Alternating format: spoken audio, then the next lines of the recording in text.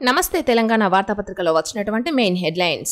ప్రపంచ కుబేరుడు Elon Musk $410 billion సంపదతో తొలి స్థానం. రెండో స్థానానికి ఎగబాకిన ఒరాకిల్ అధినేత ల్యారీ ఫోర్బ్స్ జాబితాలో వెల్లడి. యుద్ధం తీవ్రం, ఇజ్రాయిల్ ఇరాన్ భీకర దాడులు. టెల్ అవీవ్, జెరూసలేం లక్ష్యంగా ఇజ్రాయెల్పై విరుచుకుపడిన ఇరాన్. వందల డ్రోన్లు, క్షిపణులతో ప్రతీకార దాడి. రెండో రోజు కొనసాగిన ఇజ్రాయెల్ అటాక్. అణుస్థావరాలు, క్షిపణి కేంద్రాలు ధ్వంసం. ఖమేనీ నివాసం సమీపంలో భారీ పేలులు. అమెరికాతో అణు చర్చలు అర్ధరహితమన్న ఇరాన్. దాడులు కొనసాగిస్తే టెహ్రాన్ను తగలబెడతామంటూ ఇజ్రాయెల్ తీవ్ర హెచ్చరిక. ఇరాన్ తమ దేశంపైకి ప్రయోగించిన వందల క్షిపణులను ఎక్కడికక్కడ కూల్చివేస్తోన్న Israel iron dome. Israel Iran మధ్య యుద్ధం భీకరంగా మారుతోంది. ఆపరేషన్ రైజింగ్ లయన్ పేరుతో ఇజ్రాయెల్ చేసిన దాడులకు ప్రతీకారంగా ఇరాన్ తీవ్ర స్థాయిలో విరుచుకుపడింది.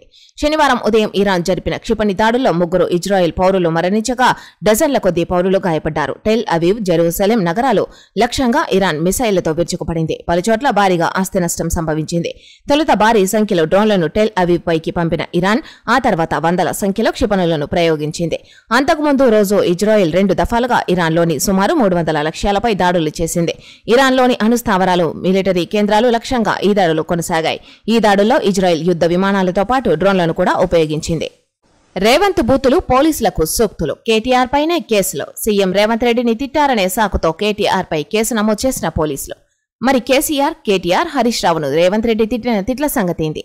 ఆయన తిట్లు పోలీసులకు వినపడలేదా? సీఎంపై కేసు నమోదు చేయరెందుకు? వాళ్ళు ఫిర్యాదు చేస్తే ఆగమేఘాలపై కేసులు.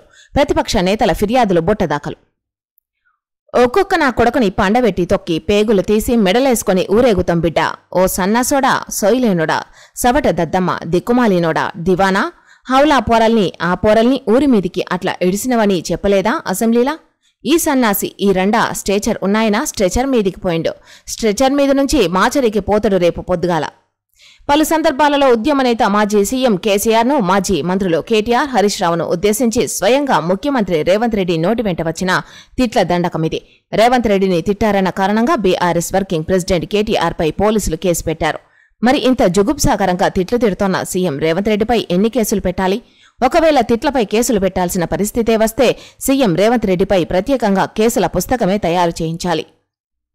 ముఖ్యమంత్రి రేవంత్ రెడ్డిని తిట్టారనే సాకుతో మాజీ మంత్రి కేటీఆర్ పై శుక్రవారం సైబర్ క్రైమ్ పోలీసులు కేసు నమోదు చేశారు. అది ఆగమేఘాలపైన. కాంగ్రెస్ ఎమ్మెల్సీ బల్మురి వెంకట్ ఫిర్యాదు చేయడమే ఆలస్యం. కేటీఆర్ పై ఎఫ్ఐఆర్ తయారు చేసిన పోలీసుల తీరుపై తీవ్ర విమర్శలు వ్యక్తమవుతున్నాయి. ప్రతిపక్ష నేతలపై అధికార పార్టీ నేతలు చేసిన ఫిర్యాదులపై ఉరుకుల పరుగుల మీద స్పందిస్తోన్న పోలీసులు సీఎం రేవంత్ రెడ్డిపై ప్రతిపక్ష పార్టీ నేతలు ఇచ్చిన ఫిర్యాదులపై కిక్కురుమనడం లేదనే విమర్శలు వెల్లువెత్తుతున్నాయి. ఎన్ని ఫిర్యాదులు చేసినా వాటిని బుట్టదాఖలు చేస్తున్నారే తప్ప ఎఫ్ఐఆర్ నమోదు చేసిందే లేదు, కేసు పెట్టిందే లేదనే ఆరోపణలు వినిపిస్తున్నాయి. కేటీఆర్, కౌశిక్ రెడ్డిపై కేసులు. అనుచిత వ్యాఖ్యలు చేశారంటూ కాంగ్రెస్ ఫిర్యాదు. గ్లోబల్ ఇన్నోవేషన్ హబ్ గా హైదరాబాద్. జీసీసీలకు అడ్డా హైదరాబాద్. హైదరాబాద్లో ఉన్న మొత్తం జీసీసీలు 355. దేశంలో ప్రారంభమయ్యే ప్రతి 100 జీసీసీలో హైదరాబాద్లో కొలువుదీరేవి 18. ఇక 5 ఏళ్లలో నగరంలో నమోదైన పెరుగుదల 35.7%. గ్లోబల్ కేపబిలిటీ సెంటర్లకు చిరునామాగా నగరం. ఎంఎన్సీలను ఆకర్షించడంలో దేశానికే దిక్సూచి. నగరంలో 355 జీసీసీలు, 3 లక్షల మందికి ఉపాధి. స్టార్టప్ కల్చర్లో బెంగళూరును దాటేస్తూ పరుగులు. బీఆర్ఎస్ హయాంలో తీసుకున్న నిర్ణయాలే కారణం. నైపుణ్యం, మౌలిక వసతులు, భద్రతా ప్రమాణాల్లో హైదరాబాద్ బెస్ట్ అంటోన్న పారిశ్రామికవేత్తలు. కేసీఆర్ విజన్, కేటీఆర్ మిషన్ వెరసి బీఆర్ఎస్ హయాంలో ఐటీ రంగంలో తెలంగాణ నూతన చరిత్రను లిఖించింది. బీఆర్ఎస్ 10 ఏళ్ల పాలనలో ఐటీ ఎగుమతులు 4 రెట్లు పెరగడమే దీనికి రుజువు. ఇది ఒక్క రోజులో జరిగిందేమీ కాదు. మరో ఏడాది వరకు ఆధార్ ఉచిత అప్డేట్. ఆధార్ కార్డు వినియోగదారులకు భారత విశిష్ట గుర్తింపు ప్రాధికార సంస్థ UIDAI గుడ్ న్యూస్ అందించింది. ఆన్లైన్లో ఆధార్ వివరాలను ఉచితంగా అప్డేట్ చేసుకునేందుకు ఇచ్చిన గడువును మరోసారి పొడిగించింది. ఈ ఉచిత సేవలకు వాస్తవానికి శనివారం జూన్ 14తో గడువు ముగియాల్సి ఉండగా దానిని మరో ఏడాది పాటు అంటే 2026 జూన్ 14వ తేదీ వరకు పొడిగిస్తున్నట్టు ఎక్స్ వేదికగా ప్రకటించింది. ఆధార్ను అప్డేట్గా ఉంచేందుకు మై ఆధార్ పోర్టల్ ద్వారా డాక్యుమెంట్లను ఉచితంగా అప్లోడ్ చేసుకునే అవకాశాన్ని మరోసారి కల్పిస్తున్నామని, దీనివల్ల లక్షలాది మందికి ప్రయోజనం చేకూరుతుందని UIDAI వెల్లడించింది. ఇక ఏడాది దాటిందో మొత్తం కట్టాల్సిందే. గోల్డ్ లోన్కు బ్యాంకుల కొత్త నిబంధన. 12 నెలల్లో రుణం కట్టకపోతే డిఫాల్టర్. మరో 5 నెలలు దాటితే బంగారం వేలం. రిజర్వ్ బ్యాంకు డ్రాఫ్ట్ మార్గదర్శకాలు. మీకు గోల్డ్ లోన్ కావాలా? కుదవబెట్టిన బంగారం తక్కువ వడ్డీకి మరోచోట పెట్టాలనుకుంటున్నారా? వంటి ప్రకటనలు చూడడానికి బాగుంటాయి. ప్రజల ఆర్థిక అవసరాల కోసం గోల్డ్ లోన్లు ఆకర్షణీయ ఎంపికగా కనిపిస్తాయి. అయితే భారతీయ రిజర్వ్ బ్యాంకు ఆర్బీఐ 2025 డ్రాఫ్ట్ మార్గదర్శకాలు బంగారు రుణాలపై కఠిన నిబంధనలు విధించాయి. ఈ నూతన నిబంధనలు గోల్డ్ లోన్ తీసుకునే వారికి కొత్త సవాళ్లను తెచ్చిపెట్టాయి. లోన్ల చెల్లింపు కాలం, వడ్డీ రేట్లు, ఇతర షరతులు ప్రజల పాలిట పిడుగులా మారాయి. వైద్య చికిత్స కోసం, పిల్లల చదువుల కోసం, వ్యాపారం నిమిత్తం, వ్యవసాయ అవసరాల కోసం బ్యాంకుల నుంచి బంగారం కుదవబెట్టి తీసుకునే రుణగ్రస్తులు ఇకపై జాగ్రత్తగా ఆలోచించాల్సిన పరిస్థితి ఏర్పడింది. గోల్డ్ లోన్ తీసుకుని ఏడాది దాటిందో మొత్తం కట్టాల్సి ఉంటుంది. సుంకిశాల కూలినా కనిపించేదా? కాళేశ్వరంపై రాద్ధాంతం. కాంగ్రెస్ బీజేపీ చీకటి ఒప్పందం. ఎస్ఎల్బీసీలో 8 మంది చనిపోయినా స్పందనేది? సొరంగం కుప్పకూలినా పట్టించుకొని కేంద్రం. కాళేశ్వరంలో ఒక పిల్లర్కు పగుళ్లు వస్తే గాయి. రాష్ట్ర ప్రభుత్వ వైఫల్యాలపై నోరెత్తని రాష్ట్ర బీజేపీ. రేవంత్కు ముల్లుగుచ్చుకుంటే ఆ పార్టీ నేతలకు నొప్పి. ఏపీ జలదోపిడీ విషయంలోనూ నోరెత్తకుండా కూడబలుక్కొని తెలంగాణకు తీరని అన్యాయం. మాజీ మంత్రి సింగిరెడ్డి నిరంజన్ రెడ్డి ధ్వజం. రాష్ట్రంలో రేవంత్ ప్రభుత్వానికి ముల్లుగుచ్చుకుంటే బీజేపీ నాయకులకు నొప్పిలేస్తోంది. తెలంగాణలో కాంగ్రెస్ ప్రభుత్వ వైఫల్యాలు, ప్రాజెక్టుల నిర్మాణంలో నష్టాలు, అవినీతి వ్యవహారాలపై నోరు మెదపకుండా వంతపాడుతోన్న బీజేపీ నేతలు బీఆర్ఎస్పై మాత్రం ఒంటికాల్పై లేస్తున్నారు. ఏపీ జలదోపిడీ విషయంలోనూ నోరెత్తకుండా కూడబలుక్కొని తెలంగాణకు తీరని అన్యాయం చేస్తున్నారు అంటూ నిరంజన్ రెడ్డి మండిపడ్డారు. ఎమ్మెల్యే బీర్ల నివాసంలో అనుమానాస్పద మృతి.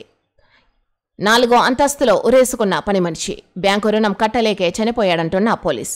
రవి ఆత్మహత్య బాధాకరమన్న ఎమ్మెల్యే ఐలయ్య. ఎమ్మెల్యేపై హత్య కేసు నమోదు చేయాలంటూ బీఆర్ఎస్ డిమాండ్. కాంగ్రెస్ పార్టీకి చెందిన ఆలేరు ఎమ్మెల్యే ప్రభుత్వ విప్ బీర్ల ఐలయ్య నివాసంలో ఓ వ్యక్తి అనుమానాస్పద స్థితిలో మృతి చెందాడు. ఎమ్మెల్యే స్వగ్రామమైన యాదాద్రి భువనగిరి జిల్లా యాదగిరిగుట్ట మండలం సైదాపురానికి చెందిన గంధమల్ల రవి యాదగిరిగుట్ట పట్టణంలోని ఎమ్మెల్యే ఇంటి 4వ అంతస్తులో ఉన్న రేకుల షెడ్డులో శాలువాతో ఉరేసుకున్నాడు. శుక్రవారం రాత్రి 10 గంటల ప్రాంతంలో ఈ ఘటన చోటు చేసుకోగా శనివారం ఉదయం ఆలస్యంగా వెలుగులోకి వచ్చింది. యాదగిరిగుట్ట పట్టణంలోని ఎమ్మెల్యే బీర్ల ఐలయ్య నివాసం 4వ అంతస్తులో ఉరేసుకున్న పని మనిషి గంధమల్ల రవి. ఇక్కడ చిత్రంలో చూడొచ్చు. సాహో సఫారీలో డబ్ల్యూటీసీ టైటిల్ కైవసం. ఫైనల్లో ఆస్ట్రేలియాపై అద్భుత విజయం. Markram super century. 27 ఏండ్ల ఐసీసీ ట్రోఫీ నిరీక్షణకు తెర. దక్షిణాఫ్రికా క్రికెట్లో నూతన అధ్యాయం. ఏండ్లుగా ఊరిస్తూ వస్తోన్న ఐసీసీ ట్రోఫీని సఫారీలు సగర్వంగా ఒడిసిపట్టుకున్న క్షణం. 27 ఏండ్ల సుదీర్ఘ నిరీక్షణకు తెరదించుతూ ప్రపంచ టెస్ట్ ఛాంపియన్షిప్ డబ్ల్యూటీసీలో టైటిల్ విజేతగా నిలిచిన వైనం. చారిత్రక లార్డ్స్ మైదానం వేదికగా జరిగిన ఫైనల్లో డిఫెండింగ్ ఛాంపియన్ ఆస్ట్రేలియాను మట్టి కరిపిస్తూ దక్షిణాఫ్రికా 5 వికెట్ల తేడాతో చిరస్మరణీయ విజయాన్ని సొంతం చేసుకున్న సందర్భం. నిర్దేశిత లక్ష్య ఛేదనకు దిగిన దక్షిణాఫ్రికా ఎయిడెన్ మార్కరం 136 సూపర్ సెంచరీతో అపురూప విజయం అందుకున్న సమయం. దుర్భేద్యమైన ఆసీస్ బౌలింగుకు ఎదురొడ్డి నిలుస్తూ మార్కరం వీరోచిత పోరాటం అసమానం. దిగ్గజాలకు సాధ్యం కాని అనితర సాధ్యమైన రికార్డును సొంతం చేసుకున్న తెంబా బవుమా నాయకత్వానికి అభిమానుల నీరాజనం. చోకర్స్ ట్యాగును చెరిపేస్తూ దక్షిణాఫ్రికా కొత్త చరిత్రకు శ్రీకారం చుట్టిన వేళ విశేషం. ఇవి ఈరోజు నమస్తే తెలంగాణ దినపత్రికలో వచ్చినటువంటి మెయిన్ హెడ్లైన్స్.